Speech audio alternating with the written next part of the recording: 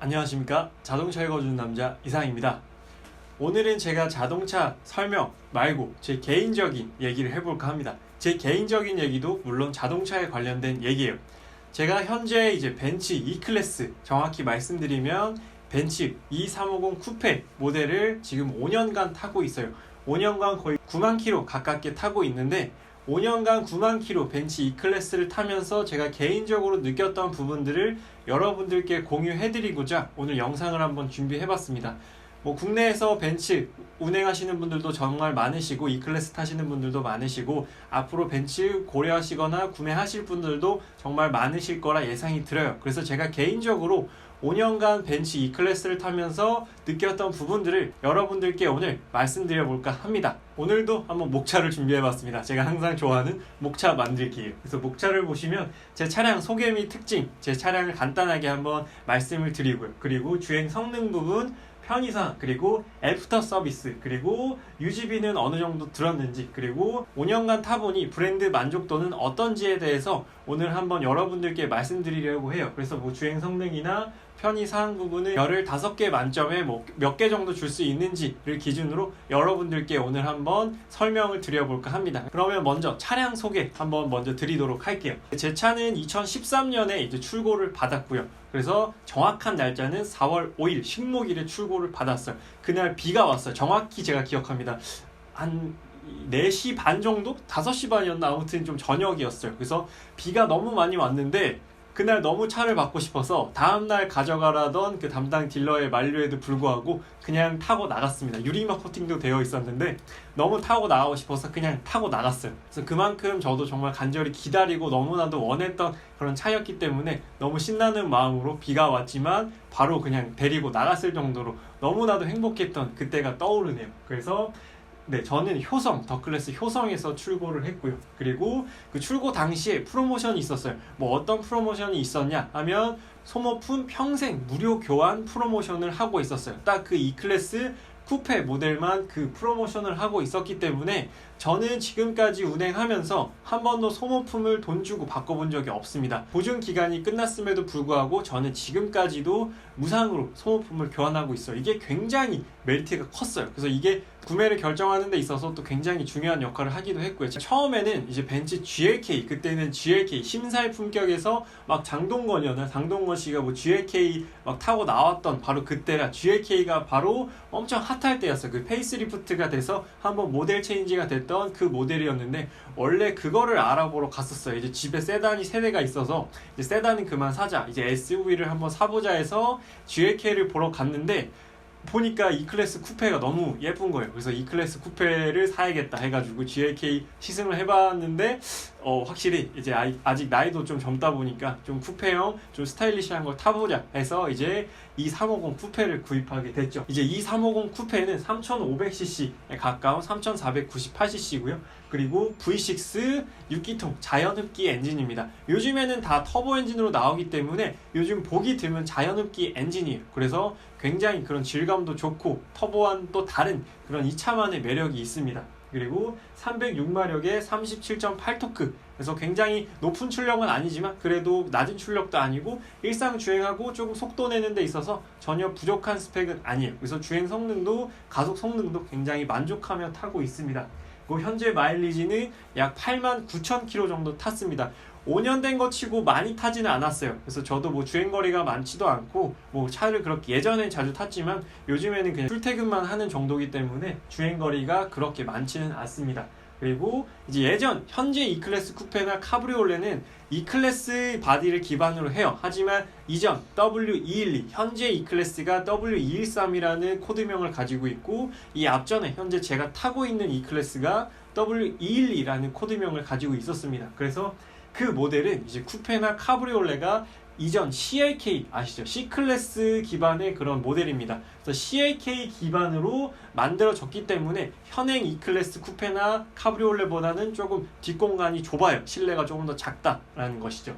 그리고 비필러가 없다라는 게 이 차의 가장 큰 특징입니다. 그래서 가운데 비필러라고 하면 그 앞창문과 뒷창문 사이에 있는 이 기둥이에요. 이거를 비필러라고 부르는데 이게 없습니다. 이게 정말 구매를 결정짓는데 가장 결정적인 역할을 한 게 바로 비필러예요.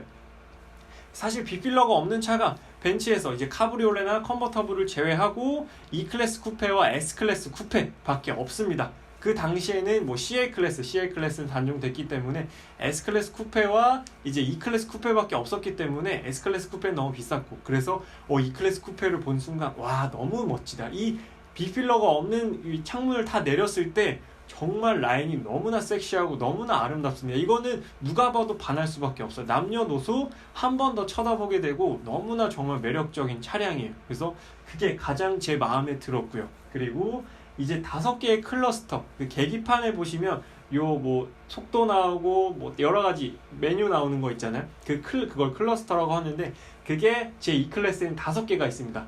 원래 E클래스 쿠페는 3개가 있어요. 근데 한번 E클래스 쿠페가 연식이 바뀌면서 살짝 바뀐 게 있어요. 휠 디자인도 바뀌고 앞에 주간 전조등도 기역자에서 일자로 바뀌고, 이게 바뀌고 핸들도 바뀌고요. 신형으로 바뀌고 안에 클러스터도 3개에서 5개로 잠깐 바뀌었던 적이 있습니다. 운 좋게 그 잠깐 연식 바뀌었을 때 제가 출고를 해가지고 이 혜택을 모두 누릴 수가 있었어요. 그래서 5개의 클러스터, 원래 5개의 클러스터는 포르쉐만의 전유물이었어요. 포르쉐가 이제 911이나 그런 차량들 보면 클러스터가 5개 있습니다. 근데 제 E클래스 쿠페도 5개가 있다라는 점, 제 개인적으로 굉장히 자부심을 가지고 있어요. 포르쉐는 아니지만 그래도 5개의 클러스터가 있다라는 게 또 제 개인적으로 굉장히 자랑할 만한 바로 그런 부분이고요. 그래서 지금까지 차량을 5년간 굉장히 만족하면서 타고 있어요. 주행 성능을 한번 보면 제가 이렇게 여러 가지로 나눠놨습니다. 그래서 가속 성능은 이제 300마력이 넘기 때문에 밟으면 밟는 대로 튀어나갑니다. 대신에 이제 벤츠, 여러분 다 아시다시피 처음에 반응 속도가 반박자 정도 느려요. 지금 현행 E클래스보다 더 느립니다. 앞전의 E클래스는 더 느려요. 더 느리기 때문에 처음에는 좀 굼뜨고 답답할 수 있는데 이제 어느 정도 힘을 받으면 정말 무섭게 치고 나가요. 그렇기 때문에 가속 성능은 별 5개 만점에 4개를 제가 줬고요. 그리고 제동 성능, 브레이크 성능은 굉장히 또 뛰어난 편입니다. 브레이크 패드의 압력이 이제 굉장히 세요. 그래서 뭐 주행하는데 고속 주행에서도 굉장히 브레이크 담력이 센 편이라 가속 제동 성능도 4개 4점을 줬고요. 그리고 회두성, 코너를 돌아나가는 능력 자체도 이제 후륜 구동이지만 굉장히 안정적이. 제가 그 앞전의 차로 YF 소나타를 탔었는데 그건 정말 쓰레기였어요. 이제 코너를 돌면 몸도 다 쏠리고 뭐 물건들도 다 쏠립니다. 정말 그걸 타다가 이제 2350 쿠페를 타니까 이건 정말 신세계더라고요. 정말 그때, 지금은 워낙 좋은 차들이 많이 나왔지만 2013년 이제 5년 전 그 당시에는 정말 이제 코너링이 뛰어난 편이었어요. 물론 뭐 미드십 차는 아니지만 그래도 코너링이 뛰어난 편이었고, 정숙성 부분은 별 5개 만점에 5점을 줬습니다. 정말 조용하고 정말 뭐 소음이나 이런 것 때문에 스트레스 받은 적이 한 번도 없습니다. 5년간 타면서 뭐 잡소리나 여러 가지 소리로 인해 스트레스 받은 적은 거의 없었어요. 그래서 저는 정숙성 부분에서 별 5개를 줬고요. 그리고 감성 부분도 5점을 줬습니다. 이제 벤츠라고 하면은 대부분 뭐 벤츠의 감성을 많이 떠올리시잖아요. 요즘에는 이제 워낙 또 많아지고 또 이제 경량화 하면서 뭐 문도 가벼워지고 여러 가지 조금 예전 벤츠만 갖고 있던 느낌들이 많이 없어졌다라고 많이 말씀을 하세요. 근데 이제 지금 제가 타고 있는 2350 쿠페까지는 굉장히 문도 정말 두껍고 묵직하고 그 벤츠만에 가지고 있던 그 고유한 그 감성을 아직까지 이 차는 가지고 있다라고 생각을 합니다. 그래서 디자인도 아직까지도 유니크하고 지금 봐도 너무 예뻐요. 물론 5년이 지났긴 했지만 지금 봐도 제 눈에는 너무 예쁜 그런 디자인을 가지고 있습니다. 그래서 종합적으로 저는 물론 제 차라서 그럴 수 있지만 제 차여도 마음에 안 드는 부분이 있을 수 있잖아요. 근데 5년간 타보니까 여러 가지 부분에서 상당히 만족스러운 차다라고 말씀을 드릴 수가 있습니다. 그리고 제 차에는 어떤 편의사항이 있느냐? 편의사항이 사실 많지는 않아요. 5년 전에 그리고 수입차였기 때문에 편의사항이 이렇게 많은 편은 아닙니다. 그래서 드라이빙 모드가 현재 벤츠는 다이나믹 셀렉트라고 해서 에코, 뭐 컨버트, 스포츠 플러스, 인디비주얼 이렇게 5개로 바꿀 수 있지만 제 차는 2개밖에 안 돼요. 이제 E랑 S. 예전에 벤츠 타셨던 분들은 아실 거예요. 이렇게 이제 뭐 재활용 표시처럼 E가 있고 S가 있습니다. 그 E라는 게 이제 에코 모드가 아니라 이제 효율적인 이피션시의 E라고 제가 들었어요. 그래서 E 모드와 S는 스포츠입니다. 스포츠 모드 이렇게 2가지가 있는데 사실 스포츠 모드로 놔도 크게 바뀌는 건 없어요. 지금은 좀 많이 바뀌는데 이제 RPM이 좀 바뀌긴 하는데 이렇게 와 정말 많이 바뀌었구나라고 느낄 정도는 아니었습니다. 그래서 이거는 뭐 크게 뭐 중요한 부분은 아니고 열선 시트와 통풍 시트가 둘 다 적용되어 있어요. 굉장히 그 당시에는 혁신적이었죠. 통풍 시트까지 적용되어 있다라는 게 놀라운 부분이었고, 벨트 익스텐셔너, 이제 쿠페형 차량이다 보니까 안전벨트가 굉장히 뒤에 있어요. 그래서 이게 빼낼 때 되게 힘이 든데 버튼 하나만 누르면 벨트가 이렇게 앞으로 쭉 밀려 나옵니다. 그래서 착용하기 훨씬 쉽게 해주고요. 그리고 썸머 오프닝 기능, 이제 스마트키 꾹 열린 버튼 누르면 창문과 썬루프가 모두 열리고, 반대로 닫힌 버튼 누르면 창문과 썬루프가 모두 닫힙니다. 이것도 그 당시에는 굉장히 혁신적이었어요. 이렇게 멀리서 열린 버튼 꾹 누르면 창문과 썬루프가 다 열려서 여름철에 굉장히 안에 뜨거울 때 쓰면은 또 굉장히 효율적인 그런 기능이었어요. 그래서 뭐 많지는 않지만 부족하지도 않았습니다. 지금까지 타오는데 전혀 불만은 없었던 그런 차량이었고요. 다음은 이제 벤츠 AS 서비스에 대해서 한번 말씀드릴게요. 많은 구매를 고려하시는 분들도 그렇고, 벤츠를 한 번씩 사볼까 하시는 분들도 되게 AS에 대해서 궁금한 부분이 많으셨을 거예요. 그래서 제가 지금 5년간 경험해왔던 벤츠의 AS는 전 100점 만점에 거의 95점 이상을 주고 싶습니다. 왜냐? 첫 번째, 예약하기가 정말 편해요. 벤츠 같은 경우에는 서비스 센터가 워낙 많다 보니까, 제가 현재 평촌 안양 쪽에 사는데 안양 쪽에도 하나가 있고, 근처에 분당이나 뭐 서초나 강남 도곡만 넘어가도 굉장히 많습니다. 그래서 뭐 차로 30분 이내 거리에 뭐 5개, 거의 7개 서비스 센터가 있다 보니까, 뭐 안양에 없으면 뭐 분당 넘어가도 되고, 분당에 또 없으면 서초 넘어가면 되기 때문에 전화 2-3통 안으로 뭐 다음 주에 갑자기 뭐 서비스를 잡고 싶을 때, 그럴 때 다 예약이 가능해요. 그렇기 때문에 굉장히 예약 부분에서도 편리하고요.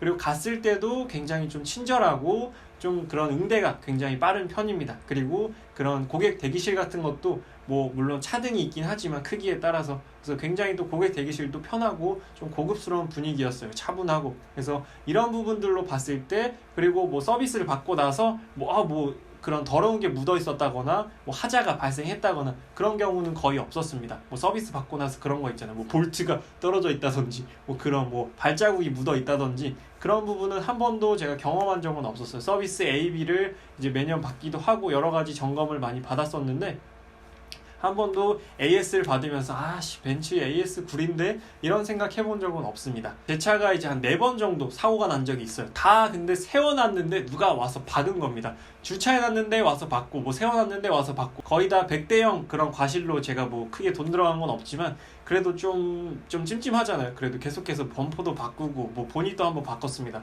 그래서 뭐 본의 아니게 서비스 센터를 자주 들어갔었는데, 서비스 센터 들어갈 때마다 이렇게 크게 뭐 불만족스러웠던 부분이 없어요. 그래서 뭐 그런 처리도 잘 되고 그런 뭐 기술력도 좋은 것 같아서 크게 불만족스러웠던 적은 없습니다. 그래서 벤츠 AS는 크게 걱정 안 하고 믿으셔도 된다. 저도 효성에서 샀지만 뭐 한성에서도 받고 뭐 KCC에서도 받고 그렇기 때문에 크게 어려운 건 없었어요. 그래서 벤츠가 아마 제가 알기로 뭐 BMW랑 거의 비슷한 것 같긴 한데 그 서비스 인프라가 가장 많은 걸로 알고 있어요. 그렇기 때문에 그런 부분도 굉장히 벤츠의 장점 중에 하나죠. 고객들이 편하게 예약하고 어디서든 집 근처에서 서비스를 받을 수 있다는 게 또 장점 중에 하나입니다. 다음은 이제 벤츠 230 쿠페를 5년 거의 9만 킬로 타면서 유지비는 어느 정도 들었을까에 대한 내용이에요. 그래서 저는 한참 이제 과천에서, 제가 원래 집이 과천이었는데 과천에서 인천을 항상 왕복하는 그런 주행거리를 갖고 있었어요. 그래서 뭐 일주일에 5번 이상은 왕복을 했었는데, 그래서 왕복거리가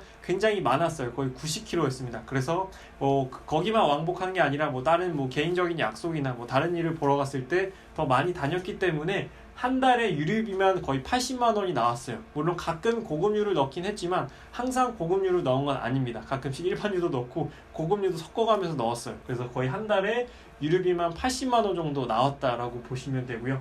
그리고 수리비용 및 보수비용은 아까 그 사고 났던 거는 다 제가 이제 바친 거기 때문에 크게 수리비에서 든 건 없었어요. 그리고 타이어 교체는 한 번 이제 네 짝을 다 갈 때마다 거의 200만 원씩 들었던 것 같아요. 지금 현재는 피렐리사의 이제 PS4 이제 조금 스포츠 타이어가 끼워져 있고요. 이전에는 PS3도 썼었고, 그래서 한번 바꿀 때마다 거의 180에서 한 210만 원 정도 이제 네 짝에 그 정도 금액이 들고요. 그리고 한번 그 휠이 뭐 방지턱을 세게 넘었는지 휠이 한번 그 깨진 적이 있어요. 그래서 육안으로 볼 정도로 깨진 건 아닌데 그 얼라이먼트 보는 쪽에서 휠이 조금 이상이 있는 것 같다라고 얘기를 해서 이제 휠도 교체를 했습니다. 근데 교체하는 김에 조금 더 드레스업 효과를 위해서 제 AMG 휠로 교체를 했어요. 근데 AMG 휠이 약 400만 원 정도 했고요. 그리고 소모품은 평생, 아까 제가 앞전에 말씀드렸다시피 소모품은 평생 무료 교환 프로모션이었기 때문에 명의자만 바뀌지 않으면 이거는 평생 누릴 수가 있는 혜택입니다. 그래서 소모품 교체하는데 크게 돈은 들지 않았어요.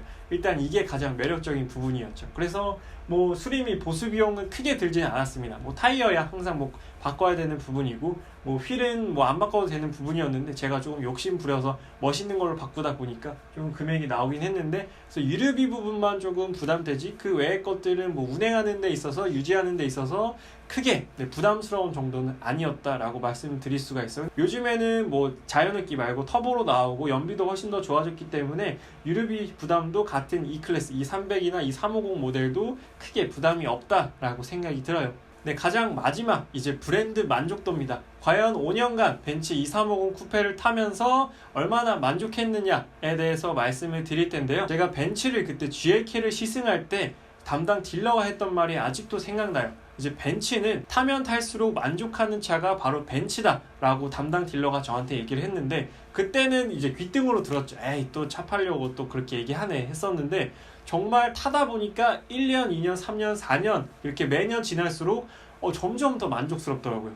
되려 더 키로수도 많아지고 마일리지도 쌓였는데도 불구하고 타면 탈수록 정말 이 차가 더 좋아지고 이 차의 애착이 깊어져요. 그래서 정말 그때 담당 딜러가 했던 말이 그때 막 떠오르면서 이게 정말 맞는 말이었구나, 이런 말이 또 떠오르더라고요. 그리고 재구입률이 가장 높은 브랜드도 바로 벤츠입니다. 이제 아들은 C클래스 타고 어머니 E클래스 타고 아버지는 S클래스 타고 이렇게 가족들이 다 같이 한 브랜드를 타는 브랜드가 벤츠 혹은 포르쉐도 사실 라인업이 그렇게 많지 않기 때문에 그런 경우는 드물어요. 거의 조금 차 좋아하고 조금 차 많이 갖고 있는 집안에서 벤츠는 무조건 한 대씩 있습니다. 이제 3시리즈, 5시리즈, 7시리즈 다 갖고 있는 집은 거의 없잖아요. 근데 SLK를 갖고 있고 E클래스를 갖고 있고 이런 집은 굉장히 많습니다. 그렇기 때문에 재구매율이 가장 높은 브랜드가 또 벤츠다라고 말씀을 드릴 수가 있고요.